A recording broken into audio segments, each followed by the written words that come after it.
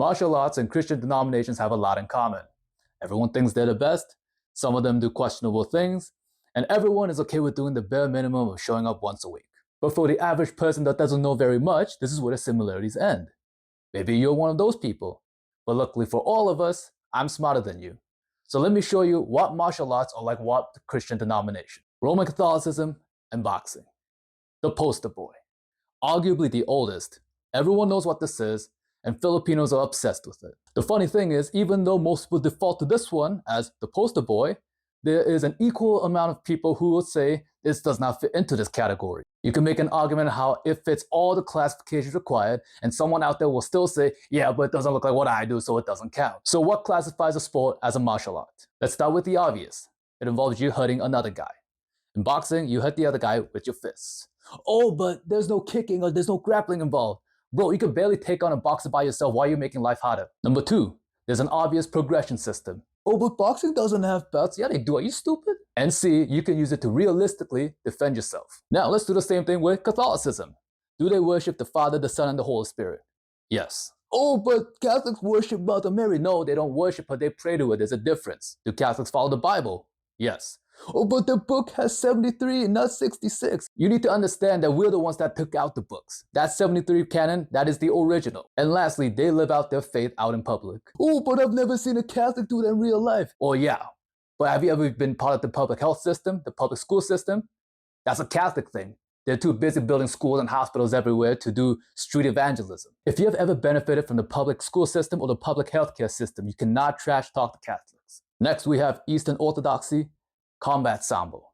Incredibly effective, huge in Russia, and unless you're already part of this group, you probably don't know anyone else. However, this has been changing recently with the advent of internet, with the people coming out of the woodwork to explain it to us common folk. We are now seeing a huge influx of people not just learning about it, but also joining them. Unfortunately, there are some people who are not just joining, but only laughing about it because they think it's based. Being subscribed to Father Moses and doom scrolling on based Orthodox reels on Instagram doesn't make you an Orthodox Christian. In the same way, doing BJJ with Muay Thai on the side doesn't mean you do Sambo. You are not a protectioner, you are a cosplayer. You're not fooling anyone, and unless you are ready to fully commit into it, actually do what they tell you to do, don't say you're part of this group. Protestant Reformation, kickboxing. Someone looked at the original and said, hey, we can make it better, add some new things. So they did. And now it's also everywhere, and everyone has their own version of it, and they all think they're better than everyone else. What's new? Nothing. Every once in a while, someone will create their own version, and it's a new one, bro, trust me, and you look at it, it's the same as everyone else. Pentecostalism, Wushu Kung Fu. When you first go into this place, you look at what's going on, you think to yourself, wow, everyone's screaming and doing backflips, something great must be happening here. And you take a closer look and you think to yourself, okay, does this have any real world applications? Some people are definitely attracted by the showy nature of it, which really misses the point. In fact, if you find yourself yearning for something a little deeper, you might have to go find another group. Presbyterianism, BJJ. These guys are the nerds. Is that a bad thing? No. If you ever ask them a question, they will lay down an entire seminar for what could have been a 4-word answer. Likewise, ask a BJJ guy what to do in a specific scenario, and he will give you an entire flowchart with about 18 different moves, 12 of them being submissions on one arm. Like, damn, dude, I just want to know how to get the guy into an armbar. Is this a bad thing? Not necessarily. The only reason they come off as nerds is because they have this passion for learning. And to be honest, we should have more of that passion as well. Maybe it's time we normalize being obsessively knowledgeable with the things that are important to us. They also have a reputation for being a little gay.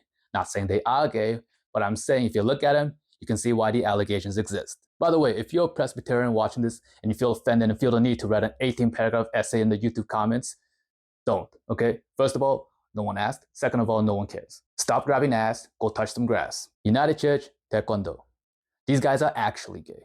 Imagine being so soft in a system that is designed to put you through hardship that you take away everything that makes it challenging and you end up with the weakest people anyone's ever seen. Oh, but I don't want to offend people by saying Jesus is the only way and sinning leads to hell. So I'm going to take away all that and just focus on making people feel good about themselves, thereby completely missing the point of it all.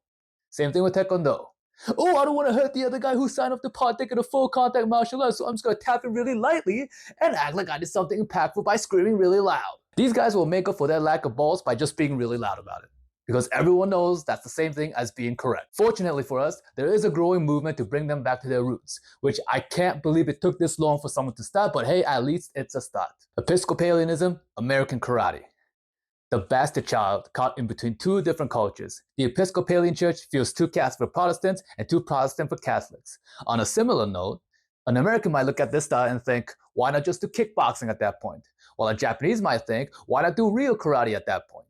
It comes off as a little too try-hard by not strictly adhering to either side, but at the same time, because they don't stick to one side, they all just fall into the middle, more or less overlooked by both sides. Massive middle child energy right here. They also have a tendency to act like being connected to tradition is the most important thing in the world, and then proceed to do the exact opposite. Like, what even is this?